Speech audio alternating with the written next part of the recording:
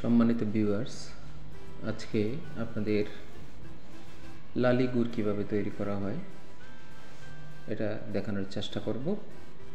দেখেন, একটা ছেলে তার মেশিনে আখ মাড়াই করছে। দেখেন কীভাবে রস পড়তেছে। এই রস, এই আখের রস তারা গ্লাসে করে বিক্রি করেন। এক গ্লাস রসের দাম 20 টাকা, হাফ গ্লাস রসের দাম 10 টাকা। এটা ব্রাহ্মণবাড়িয়ার বিজয়নগর। এখানে প্রায় কয়েক যুগ ধরে আখের রস তৈরি করা হয়, আর সেই আখের রস থেকে তরল গুড় তৈরি করা হয়, যেটাকে এখানকার স্থানীয়রা বলে লালি গুড়। শীতকালে বিভিন্ন পিঠাপুলির সঙ্গে মুখরোচক লালি স্বাদে আনে ভিন্নতা। অনেকে আবার মুড়ির সঙ্গে মেখেও স্বাদ নেন লালির। এখানকার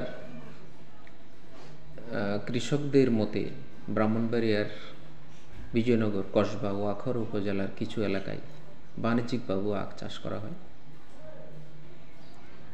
এসব আখের রস থেকে লালি উৎপাদন করে চাষিরা। তো এখানে শীতকালে নভেম্বরের শেষের দিক থেকে এই লালি তৈরির কাজ শুরু হয়, চলে ফেব্রুয়ারি পর্যন্ত। তো খোঁজ নিয়ে জানা গেছে যে বিজয়নগর উপজেলার বিষ্ণুপুর, দুলালপুর, বক্তারমোড়া এইসব এলাকার শতাধিক কৃষক পরিবার এই বংশ পরম্পরায় এই লালি উৎপাদন করে আসছে। এই লালি তারা স্থানীয় বাজারে খুচরা বিক্রি করে। খুচরা 1 কেজি লালির দাম 150 থেকে 170 টাকা। প্রিয় দর্শকবৃন্দ, আপনারাও চাইলে পরিবার পরিজন নিয়ে বিজয়নগরে লালি তৈরির প্রক্রিয়া সে দেখতে পারেন, বাসাবাড়ির জন্য নিয়ে যেতে পারেন। আর এই প্রতিবেদনটি ভালো লাগলে একটি লাইক দিয়ে আমার চ্যানেলটি সাবস্ক্রাইব করে পরবর্তী ভিডিও পাওয়ার জন্য বেল আইকনটি বাজিয়ে রাখবেন। সবাইকে ধন্যবাদ।